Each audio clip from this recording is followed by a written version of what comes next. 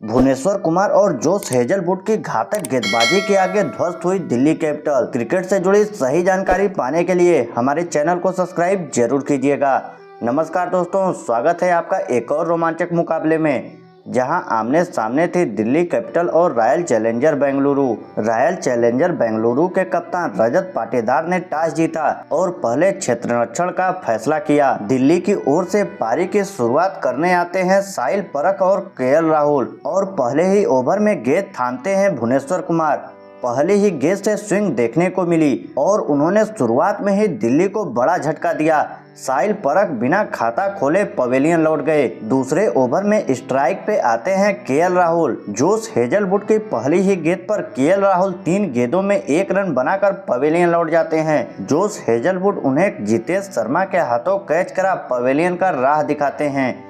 फिर बैटिंग करने आते हैं नीतीश राणा, लेकिन अगली ही गेंद पर वो भी पवेलियन लौट जाते हैं। 1 ओवर 2 बॉल में दिल्ली कैपिटल सिर्फ 2 रन बनाकर 3 अपने बड़े विकेट गंवा दिए। नीतीश राणा वो भी संघर्ष करते दिखे, लेकिन वो रन नहीं बना सके और सिर्फ 1 रनों पर वो पवेलियन लौट गए। अगली ही गेंद पर समीर रिजवी भी बिना खाता खोले पवेलियन लौट गए। हेजलवुड और भुवनेश्वर कुमार ने अपना कहर जारी रखा।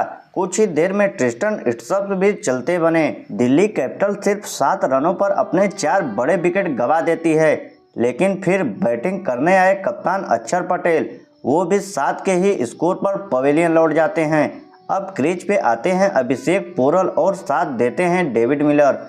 दोनों धीरे धीरे पारी को संभालने की कोशिश करते हैं। दिल्ली कैपिटल की टीम ने सिर्फ 8 रनों पर अपने 6 विकेट गंवा दिए। पावर प्ले में दिल्ली कैपिटल ने सिर्फ 13 रन बनाए और अपने 6 बड़े विकेट गंवा दिए। आरसीबी के गेंदबाज पहले ही गेंद से आग उगलते हुए दिखाई दे रहे थे। डेविड मिलर और अभिषेक पोरल मिलकर पारी को संभालने की कोशिश करते हैं, लेकिन 9वें ओवर में बड़ा शॉट खेलने के चक्कर में वो पवेलियन लौट जाते हैं। उन्होंने 18 गेंदों में 3 चौके की मदद से 19 रनों की अहम पारी खेली। राशिद सलाम डार ने उन्हें पवेलियन का राह दिखाया। फिर बैटिंग करने आते हैं जेमिसन और उन्होंने आते ही कुछ आक्रामक शॉट लगाए, लेकिन उनकी यह पारी लंबी नहीं चल पाई। कुणाल पांड्या ने उन्हें एलबीडब्ल्यू कर पवेलियन भेज दिया। उन्होंने 13 गेंदों में 12 रनों की पारी खेली। दूसरे छोर पर अभिषेक पोरल धीरे धीरे रन गति को बढ़ाने की कोशिश कर रहे थे, लेकिन फिर गेंद पकड़ी जोश हेजलवुड ने और उन्होंने अभिषेक पोरल को बोल्ड कर दिया। उन्होंने 33 गेंदों में 3 चौके की मदद से 30 रनों की जुझारी पारी खेली। दिल्ली कैपिटल्स के पूरे बल्लेबाज आरसीबी की धाकड़ गेंदबाजों के आगे संघर्ष करते हुए दिखे। दिल्ली कैपिटल की पूरी टीम 16 ओवर 3 बॉल में 75 रनों पर ही ढेर हो गई। बेंगलोर की गेंदबाजी की बात करें तो हर गेंदबाज आज आग उगलता हुआ दिखाई दे रहा था। भुवनेश्वर कुमार ने 3 ओवर में 5 रन दिए और 3 बड़े विकेट लिए।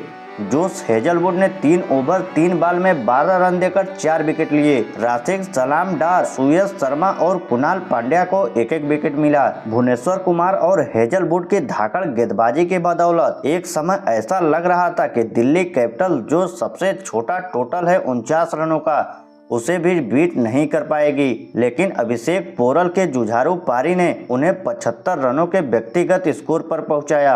रॉयल चैलेंजर बेंगलुरु के सामने 76 रनों का छोटा स्कोर था।